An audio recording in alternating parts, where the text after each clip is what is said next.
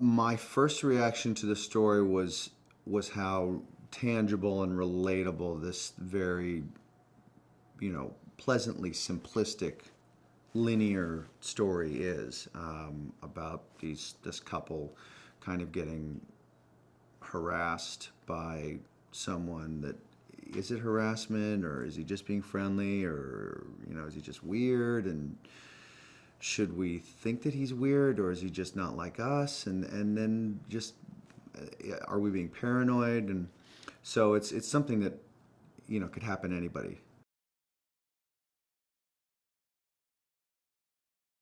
Well, my character Simon is a guy that knows Gordo from high school, and we've got a little bit of a history together. He is a guy that uh, I kind of knew a little bit in school, and as the movie progresses, we figure out that the history is a little bit deeper with this guy than Simon initially discloses to his wife Robin. At risk of being a spoiler, it turns out that I bullied this guy pretty badly, and this guy may actually have an axe to grind, and I might have a bill to pay.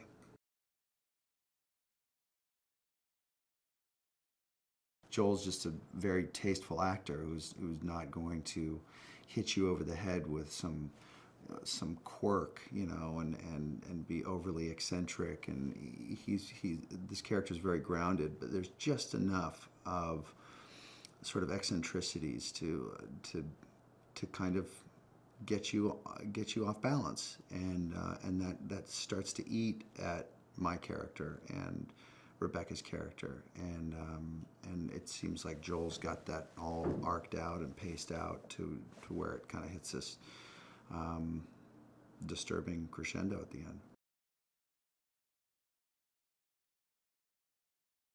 There's a non-showiness to everything that he does, acting and writing and directing, and just in the way that he'll just talk to you too. There's not a lot of BS with him, and that it really comes through in the script, the way the scenes sort of roll out, and the information that's revealed from scene to scene, and it's just in a very realistic pace.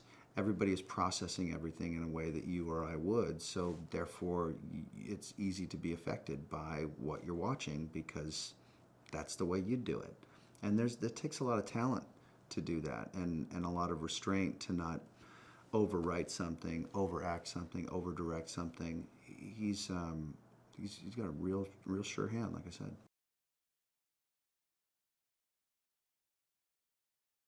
I think everybody's interested in watching a flawed character because none of us are perfect, and it's on top of, so it's relatable, and also it just becomes interesting to observe the cracks in someone's veneer.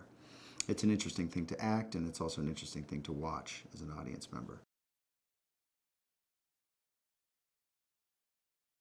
It's one of those great movies that ends and you dying to get in the car and talk to the person you saw it with about, hey, do you think that such and such was such and such, and did they do such and such? Or, I mean, it's not one of those annoying sort of vague endings. It just asks a question that is really interesting to debate, and also, was that, did he deserve that or not? Who was the villain, and who was the victim?